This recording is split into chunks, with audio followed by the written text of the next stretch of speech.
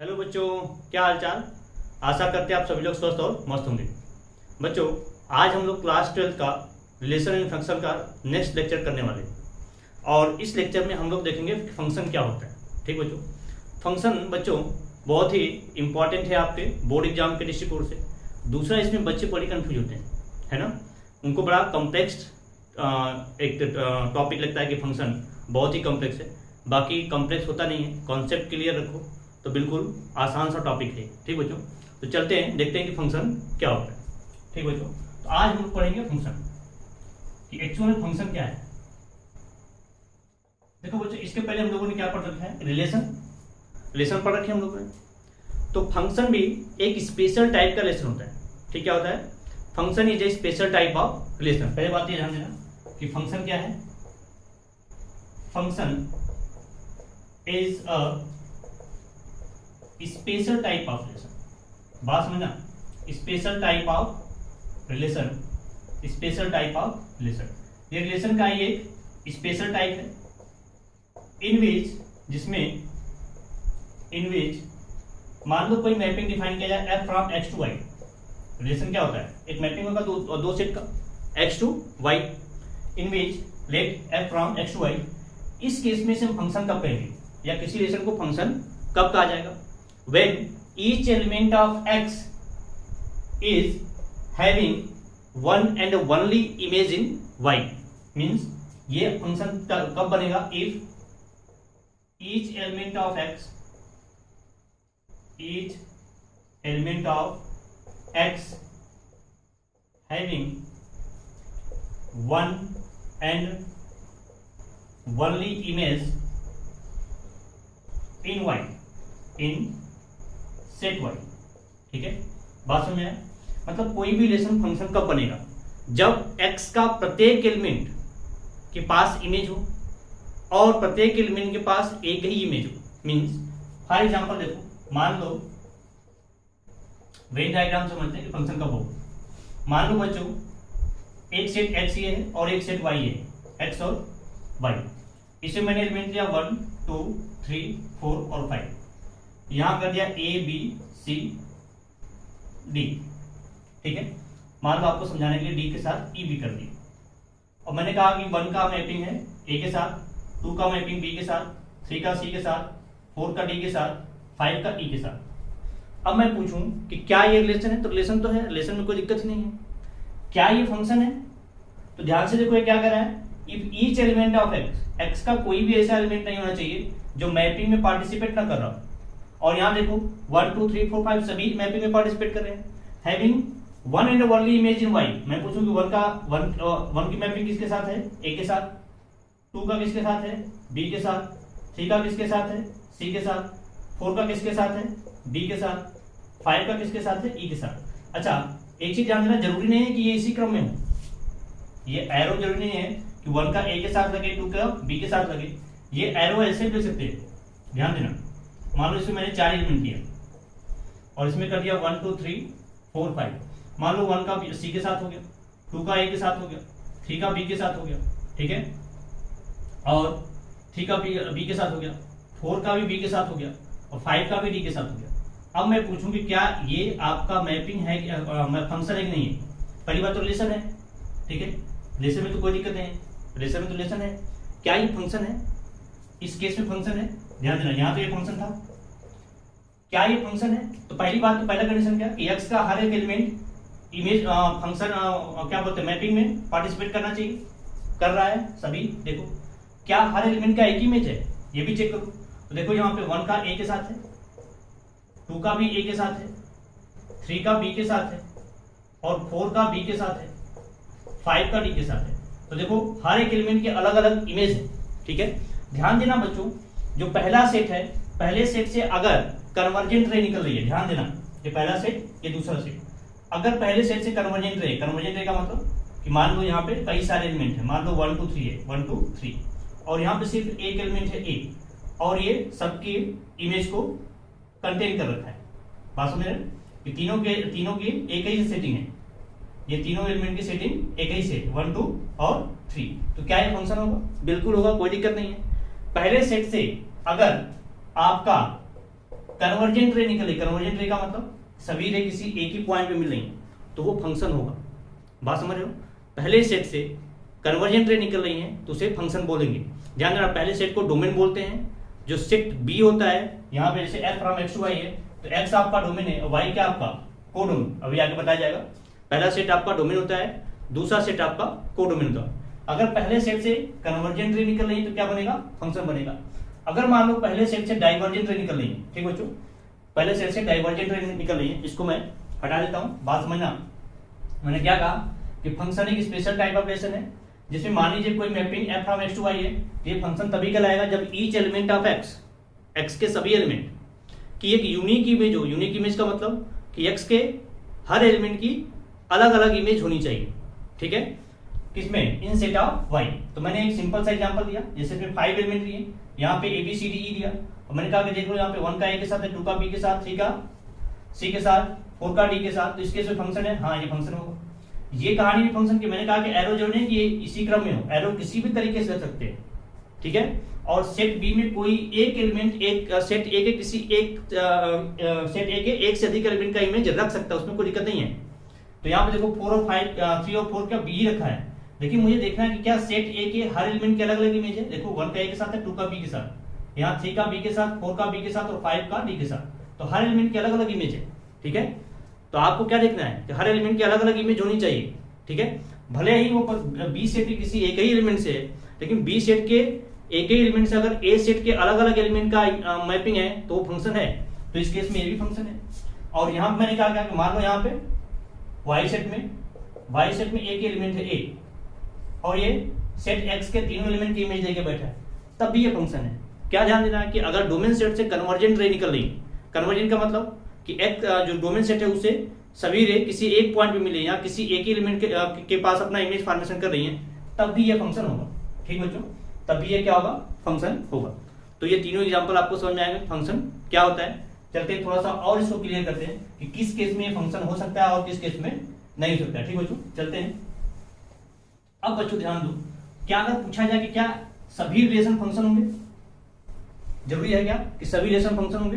तो बिल्कुल नहीं। जैसे मान लो एक x और एक y दे दिया, x और y, ठीक है, और इसमें ले लिया मैं 1 2 3 4 5 और यहां में ले लिया a b और c और मैंने ऐसे दिखा दिया।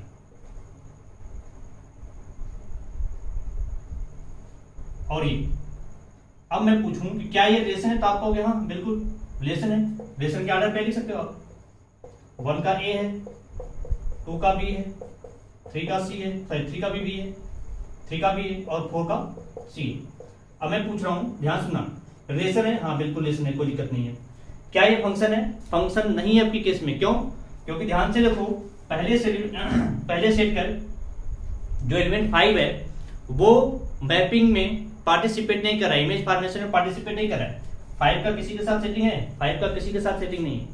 इसका मतलब अगर पहले सेट का एक भी एलिमेंट मैपिंग में पार्टिसिपेट नहीं करता है तो वो रिलेशन फंक्शन नहीं होगा। ये ध्यान देना, रिलेशन तो है लेकिन ये फंक्शन नहीं है, ठीक है।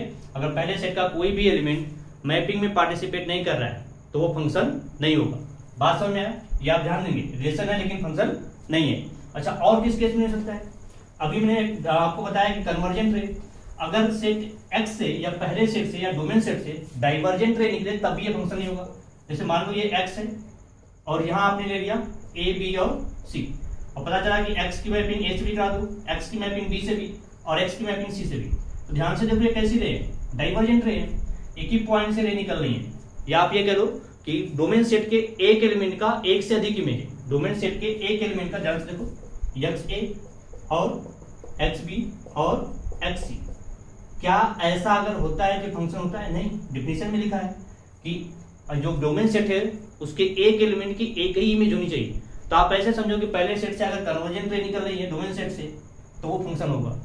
अगर डोमेन सेट से डाइवर्जेंट रे निकल रही है तो फंक्शन नहीं होगा, ये फंक्शन नहीं होगा। ये ध्यान देना, ये रिलेशन है, ये रिलेशन आपका है, रिलेशन है लेकिन फंक्शन नहीं है, ठीक है। तो जरूरी नहीं है कि हर रिलेशन फंक्शन हो, हर रिलेशन फंक्शन हो ऐसा जरूरी नहीं है, लेकिन हर फंक्शन रिलेशन होगा ये जरूरी है।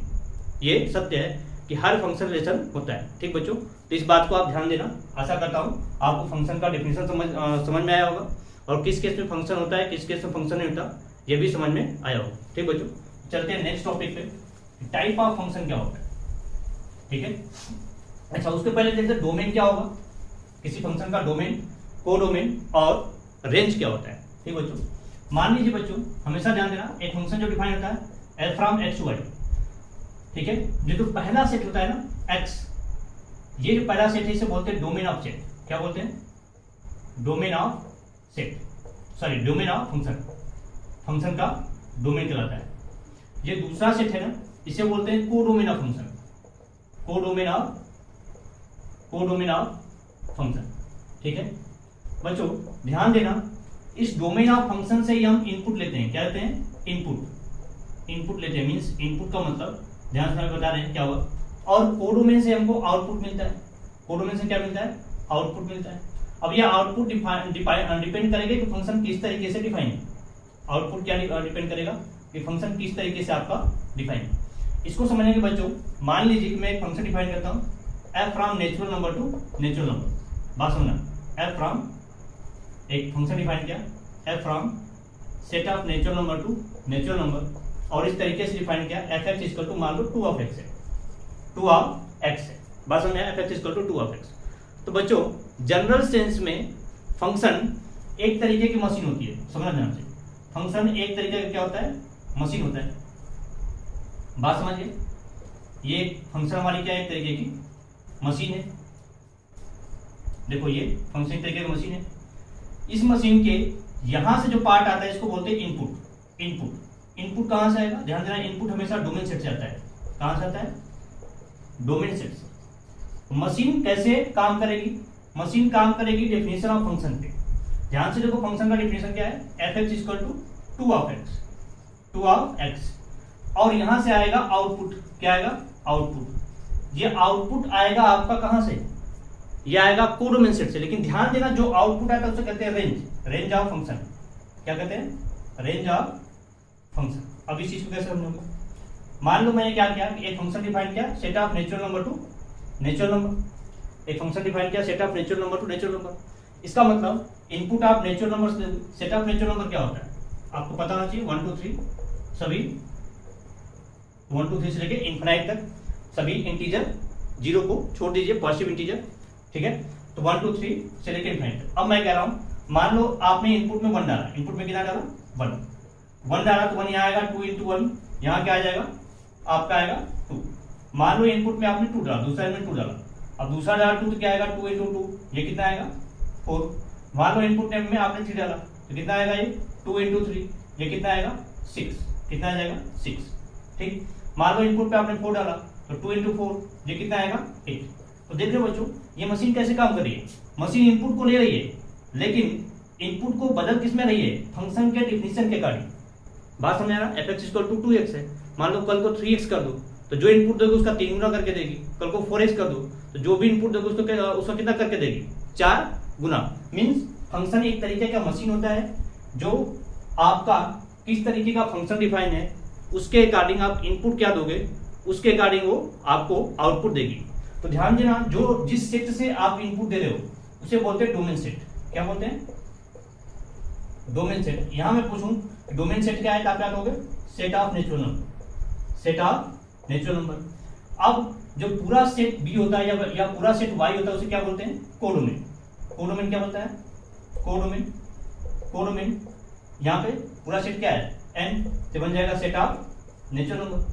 सेट ऑफ, अच्छा ध्यान देना, कई जगह किताब में ऐसे भी लिखते हैं, ऐसे पढ़ते हैं सेट ऑफ नेचुरल नंबर, ऐसे भी पढ़ते हैं सेट ऑफ रियल नंबर।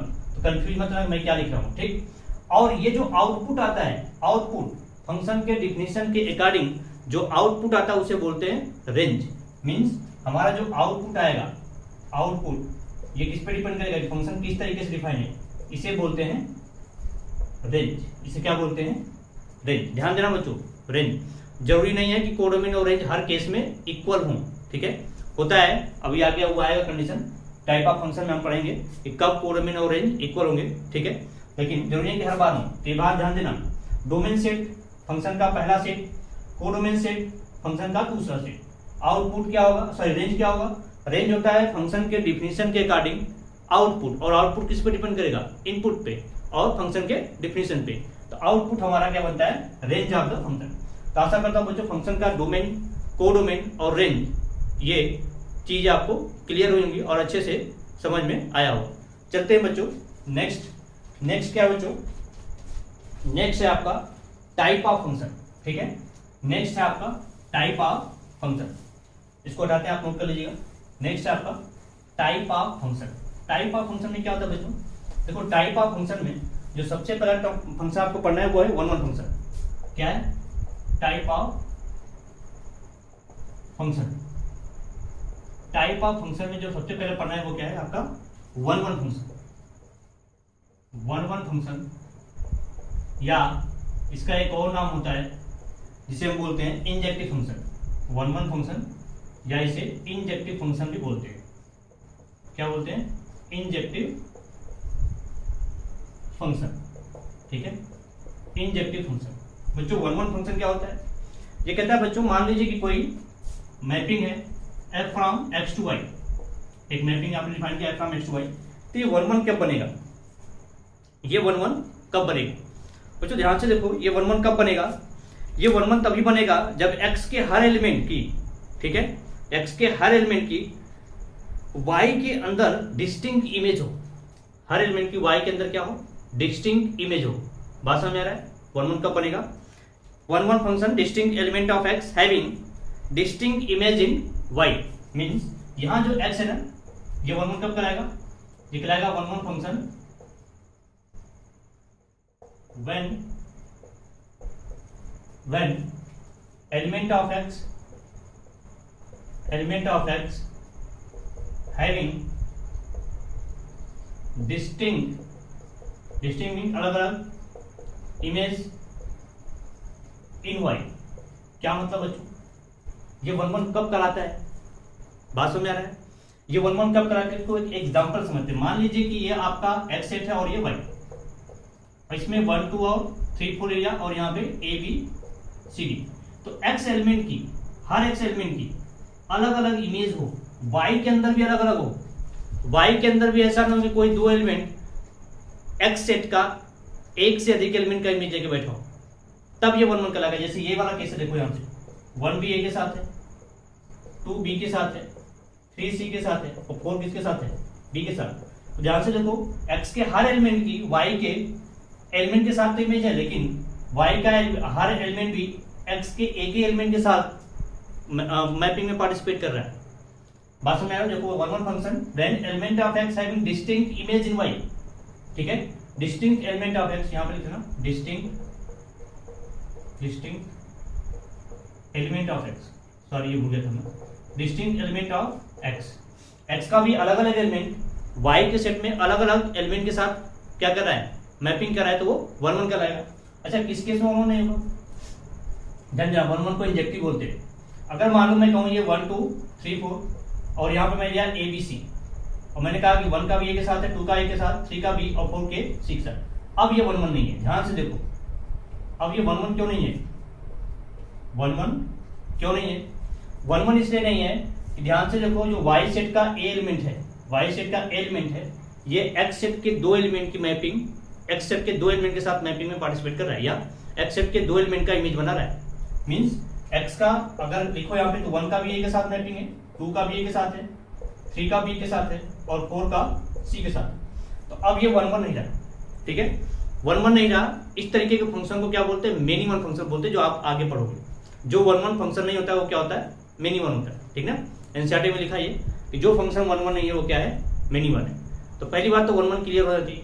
कोई फंक्शन वन वन कब होगा, जब x के अलग अलग सेट के x सेट के अलग अलग एलिमेंट की y में अलग अलग एलिमेंट के साथ इमेज का फॉर्मेशन हो रहा हो, तो उसे हम बोलेंगे वन वन फंक्शन। जैसे बच्चों ये वाला सेट आपका वन वन है, ये वाला सेट आपका वन वन नहीं, ठीक है। आशा करता हूं आपको वन वन फंक्शन क्लियर हुआ होगा। अच्छा, इसको जब चेक करते हैं कि वन वन है नहीं है, इसके लिए एक विशेष तरीके की प्रोसेस को अप्लाई करके उसको देखते हैं।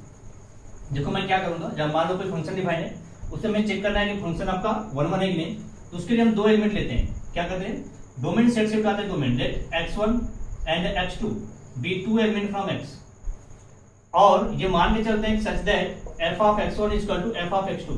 बात समझना, अगर x1 x2 मैंने सेट x से उठाया और इस केस में हम ये मान के चलते हैं F of x1 equal to F of x2, तो अगर दो एलिमेंट का इनपुट सेम आ रहा है और वो 1 1 है, देखना ध्यान से, या आउटपुट सेम आ रहा है F of x1 equal to F of x2, मतलब क्या कि आपने इनपुट दिया आउटपुट सेम आया, तो 1 1 तभी होगा जब ये x1 बराबर x2 हो जाए। पास समझ रहे हो, मतलब x1 x2 अलग अलग थे ही नहीं, ठीक है, तभी तो ये क्या हुआ F of x1 equal to F of x2 हुआ।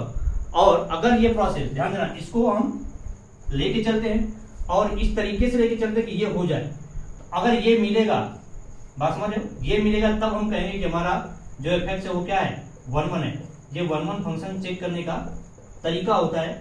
कोई एग्जाम कोई क्वेश्चन देगा उसमें 1 1 आपको चेक करना है, तो आपको ये करना पड़ेगा, कोई दो एलिमेंट डोमेन सेट से उठाइए, हाँ उस तरीके से आप लिखेंगे कि दोनों एलिमेंट अप्लाई करने पे F of x1 equal to F of x2 है।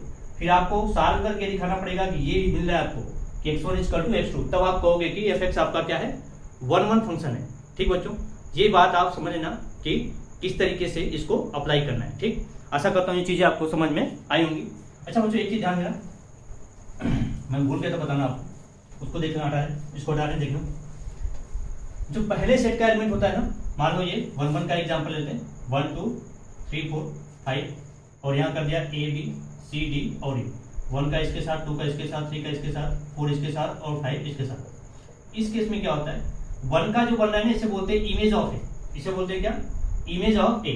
मीन्स 1 मैं पूछूं 1 का इमेज क्या होगा, 1 का इमेज ऑफ, ऐसे लिखता हूं, इमेज ऑफ 1, इमेज ऑफ 1 तो बनेगा ए, इमेज ऑफ 2 क्या बनेगा बी, इमेज ऑफ 3 क्या बनेगा सी, इमेज ऑफ 4 क्या बनेगा डी एंड इमेज ऑफ 5 क्या बनेगा, ये बनेगा ई। ठीक है, इसे समझो कि मान लो यहाँ पे कोई मिरर रख दिया गया, अब मिरर के अंदर 1 देखेगा तो उसे अपना चेहरा दिखेगा, मतलब उसे अपना क्या दिखेगा, इमेज दिखेगा। तो 1 का इमेज ए है, 2 का इमेज बी है, 3 का इमेज सी है, 4 का इमेज डी है, 5 का इमेज क्या है ई। अगर मैं इसका पूछूं कि ये क्या है, ए क्या है, ए है आपका प्री इमेज ऑफ 1, ए क्या है प्री इमेज ऑफ 1। ध्यान देना मैं क्या पूछ रहा हूं, प्री इमेज, ए है, ए जो है आपका क्या है प्री इमेज ऑफ, हाँ ठीक है, ए क्या है प्री इमेज ऑफ 1। ठीक है, तो अगर मैं पूछूं कि ए क्या है, ए है आपका pre image of 1, image of 1 क्या आया ए। उल्टा मैं पूछ रहा हूं, उल्टा क्या पूछ रहा हूं कि प्री इमेज ऑफ ए क्या होगा, तो प्री इमेज ऑफ ए आ जाएगा 1, क्या आएगा प्री इमेज ऑफ ए, तो आंसर क्या आएगा 1, प्री इमेज ऑफ ए। इसी केस में प्री इमेज ऑफ बी पूछूं तो 2, प्री इमेज ऑफ सी पूछूं तो 3, प्री इमेज ऑफ डी पूछूं तो 4 और प्री इमेज ऑफ ई पूछूं तो 5। बात समझ आया बच्चों, इमेज और प्री इमेज का कॉन्सेप्ट। पहले सेट का जो भी मैपिंग बन रहा है वो कहलाता है image, image of 1 A, image of 2 B, image of 3 C, image of 4 D, image of 5 E. और उल्टा पूछूं कि प्री इमेज ऑफ ए क्या होगा 1, प्री इमेज ऑफ बी क्या होगा 2, प्री इमेज ऑफ सी क्या होगा 3, प्री इमेज ऑफ डी क्या होगा 4, प्री इमेज ऑफ ई क्या होगा 5। ठीक बच्चों, तो आशा करता हूँ बच्चों यहाँ तक चीजें आपको क्लियर होंगी। मैंने क्या बताया अब तक, आपको फंक्शन बताया, फंक्शन क्या होता है, और उसके बाद बताया टाइप ऑफ फंक्शन में 1 1 फंक्शन। मिलते हैं बच्चों नेक्स्ट लेक्चर में, नेक्स्ट लेक्चर में हम लोग देखेंगे कि ऑन-टू फंक्शन क्या है, ठीक है, टाइप ऑफ फंक्शन में ऑन-टू फंक्शन क्या होता है और मेनी वन फंक्शन क्या होता है, इन सभी फंक्शन को देखेंगे और इससे रिलेटेड क्वेश्चन देखेंगे। तो आगे अपन पढ़ाई जारी रखिए, मिलते हैं नेक्स्ट सेशन में, तब तक आप पढ़ते रहिए। Thank you.